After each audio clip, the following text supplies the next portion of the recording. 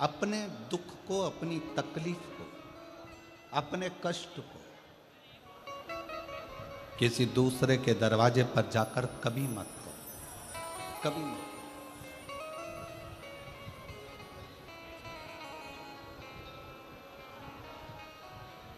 अपने दुख को, अपनी तकलीफ को शिव जी के मंदिर में जब एक लोटा जल चढ़ाने के लिए जाओ, जब शिवालय में एक लोटा जल लेकर जाओ, जल चढ़ाते समय पंचाक्षर षडाक्षर मंत्र का जाप, श्री शिवाय नमस्तुभ्यम का जाप करो। और जब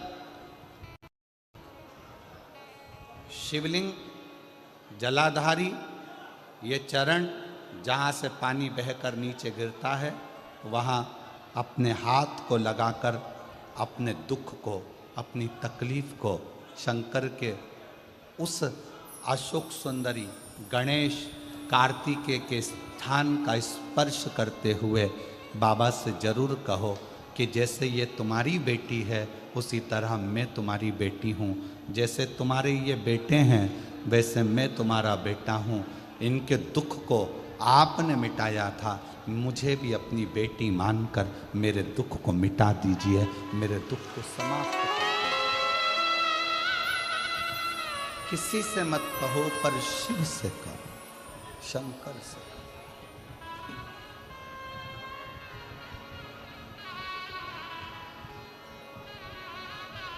जब आप चरण पकड़कर अशोक सुंदरी की जगह पर अपने हाथ का स्पर्श कर कर, गणेश कार्तिकेय के स्थान का स्पर्श कर कर शिव से कहोगे तो शंकर अपनी औलाद आपको बनाएंगे और अपनी पुत्री समझकर आपका दुख जरूर मिटाएंगे। बैसाख का महीना चल रहा है, शंकर के शिवालय में जाओ। शिव के शिवालय में 3 स्थानों का स्पर्श अवश्य जरूर।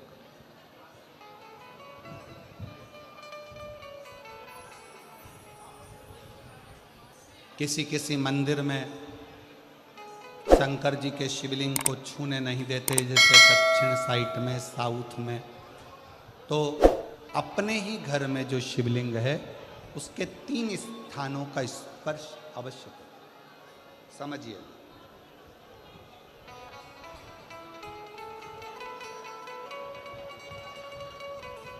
पहला शंकर भगवान के जहाँ से जल बहता है उस स्थान, ये जलाधारी है, जल बहता है, ये शिवलिंग है, यहाँ से जो पानी नीचे की ओर जाता है उस स्थान का स्पर्श अवश्य करें। दूसरा,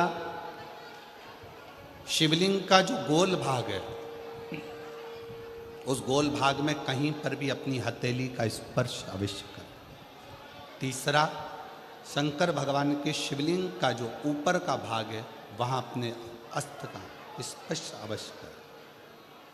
तीनों स्थान पर ब्रह्मा, विष्णु और महेश का स्मरण करते हुए जब बैसाख महीने में आप शंकर भगवान को जल समर्पित करें। शिव जी को जब बैसाख के महीने में जल दिया जाए तो दोनों हाथ से अंजलि में कलश रखकर शंकर भगवान की अपने हाथ की अंजलि में जल रखकर शिव जी को जल अवश्य समर्पित करें। शिवरात्रि के बैसाख महीने की शिवरात्रि पड़े, बैसाख महीने की प्रदोष पड़े तो एक बेलपत्र शंकर को अवश्य समर्पित करें। मान लो गर्मी बहुत तेज है, पेड़ों पर बेलपत्र नहीं मिले तो एक दुर्वा शिव को अवश्य समर्पित करें। मान लो बहुत तेज गर्मी पड़ने पर, यहाँ रतनगढ़ में तो हम देख रहे हैं रजी रज, धूली धूल इतनी है, मिट्टी इतनी है कि यहाँ तो दुर्वा मिलना भी बड़ा मुश्किल है। तो एक चावल का दाना शिव को जरूर समर्पित करो, उतने उतने में।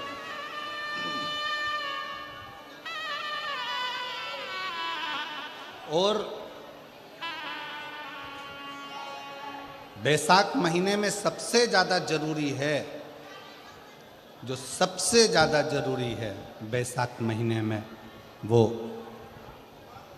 जलाशय अर्थात अपने घर के नज़दीक में कोई पानी का स्थान हो, जलाशय हो, वहाँ का जल शिव को समर्पित करना, या शिव के नंदी के पास में। और हम तो कहेंगे शंकर का नंदी केवल मंदिर में मत देखो, आपके घर के आसपास में हमारे मारवाड़ की पहले की रीति रही है।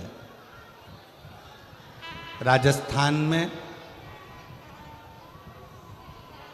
बहुत सालों पहले, जब लगभग 19 से 20 साल पहले हम फलोदी में आए थे, 20 साल पहले।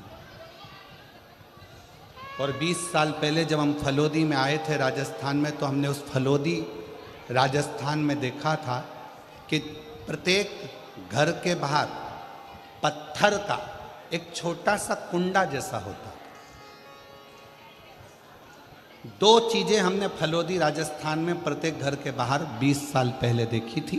एक इतना बड़ा कुंडा पत्थर का जिसमें लोग भोजन रख देते हैं, और एक बड़ा सारा कुंडा जिसमें लोग पानी भर देते हैं, जिससे चिड़िया, पशु। शिव जी को तो जल समर्पित करो,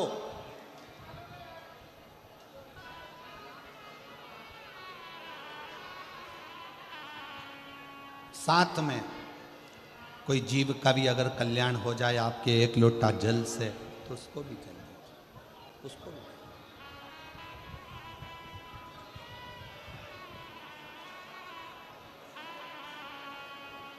शंकर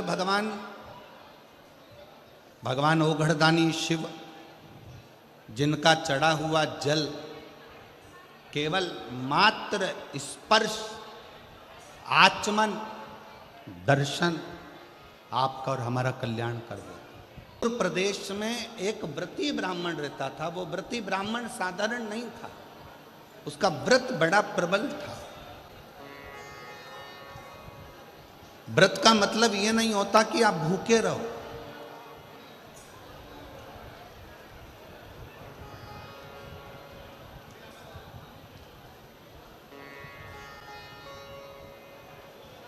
भाई श्री हनुमान प्रसाद जी पोद्धर जी ने अपनी वाणी में कल्याण के शिव अंक में, अगर बन सके तो आप पढ़िएगा, कल्याण के शिव अंक में भाई श्री ने एक लाइन लिखी है। भाई श्री ने अपनी वाणी में लिखा कि भगवान को पाने के लिए अगर तुम अपने दिल से एक बार अगर मुख से कह दोगे कि हे प्रभु मैं तुम्हारा हूं और तुम मेरे हो, बस ये बात अगर दिल से कह दी तो परमात्मा भी तुम्हारा हो जाता है और तुम परमात्मा के हो जाते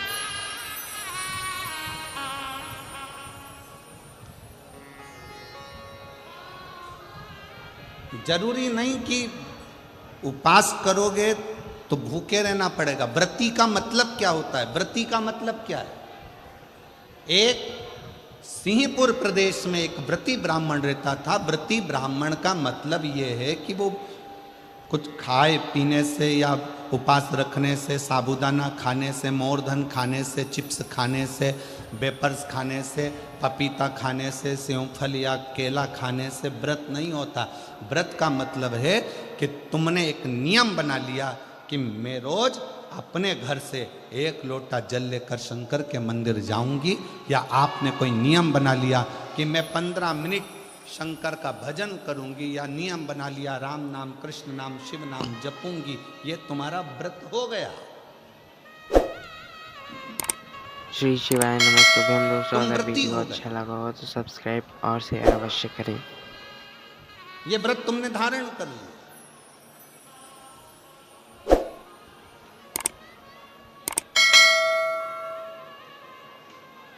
कई माताओं ने नियम बनाया है, रतनगढ़ की ही रहने वाली माताएं, कई माताएं रतनगढ़ की ही रहने वाली पंडाल में रह रही है, कई माताएं रतनगढ़ की। उसने नियम लिया कि मुझे 7 दिन कथा सुनना है।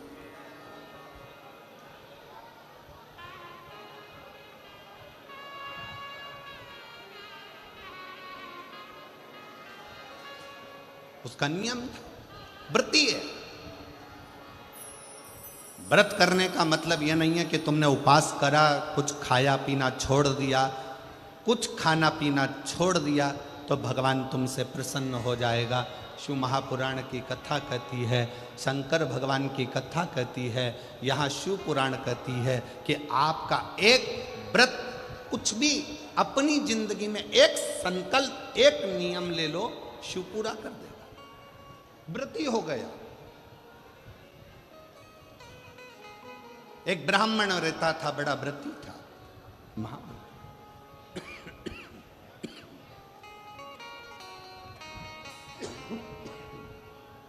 और वो महाव्रती ब्राह्मण, उसकी पत्नी और उसकी बेटी बहुत सुंदर थी। देवलोक की अप्सराएं उसके सामने फीकी थी। ब्राह्मण को ना पत्नी गिनती थी, ना बेटी गिनती थी, ना पत्नी गिनती, ना बेटी गिनती। खूब अपशब्द कहते, पत्नी ताना दे देती, आड़ा टेढ़ा बोल देती, अपशब्द कह देती। शिव महापुराण की कथा कहती है,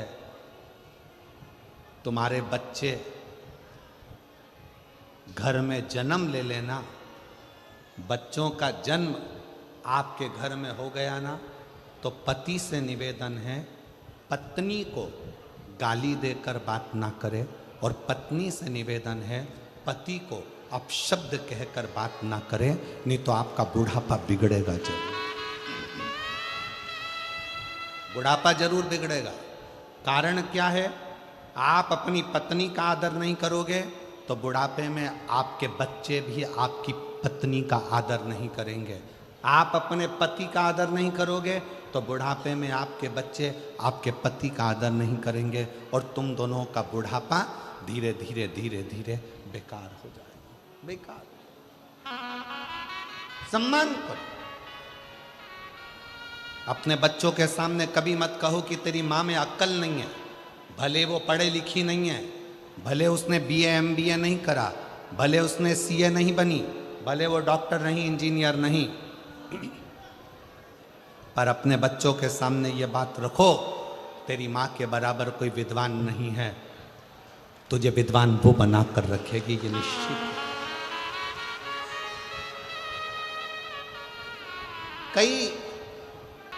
कई माता पिता अपने बच्चों के सामने अपने को ऊंचा दिखाने के चक्कर में अपने पिता को अपशब्द कर, तेरे बाप में तो अकल नहीं है, रत्ती भर की अकल नहीं है, बच्चों के लिए कमाते बन नहीं रहा, यहां वहां घूमता रहता है, तेरा बाप तो पगला है।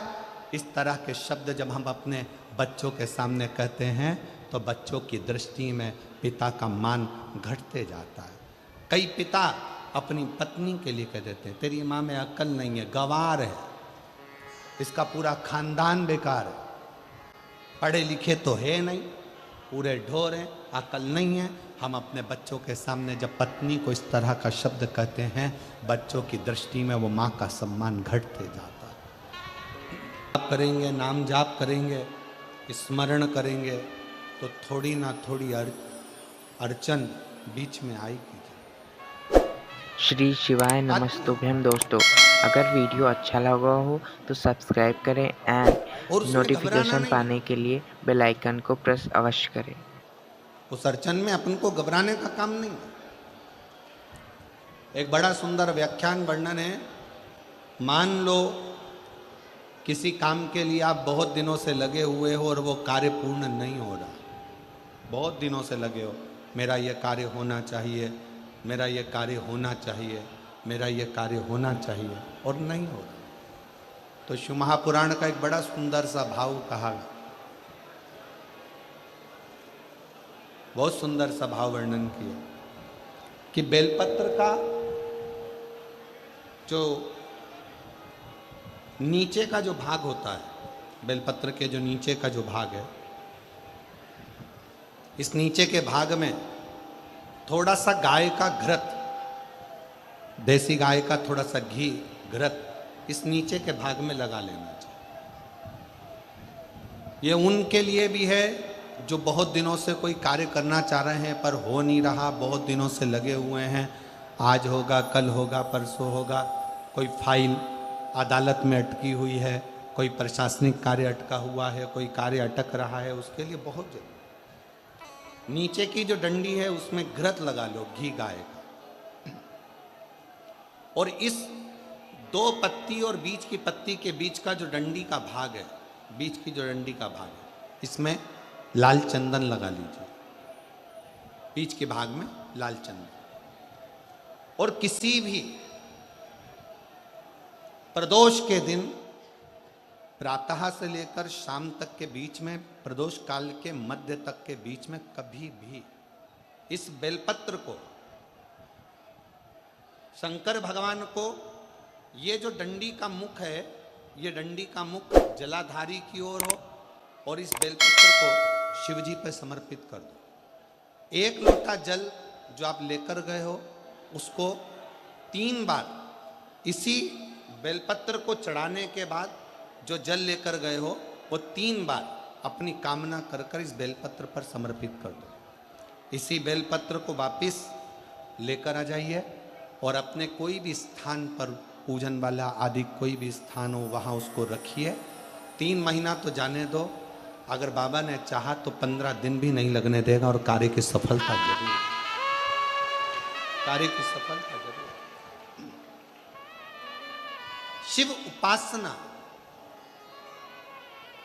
पार्वती जी के जीवन में, माता पार्वती जी के जीवन के अंतर्गत कितनी कितनी अड़चन है, कितनी बार अगर मौका मिले तो शिव महापुराण की कथा के पंडाल में बैठकर जब आरती हो, कर्पूर गौरम पूर्ण हो जाए, जब यहाँ से जाओ उस भूमि को नमन कर कर उसकी रज को अपने गर्भ पर, अपने हृदय से लगाकर विनती कर कर तो देखो 25 साल क्या, हमने तो अपने व्यासपीठ पर देखा है 40-40 साल बाद भी बाबा ने संतान दी है।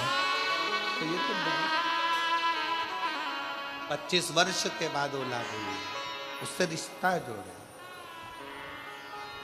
रिश्ता तेरा मेरा सबसे प्यारा, रिश्ता तेरा।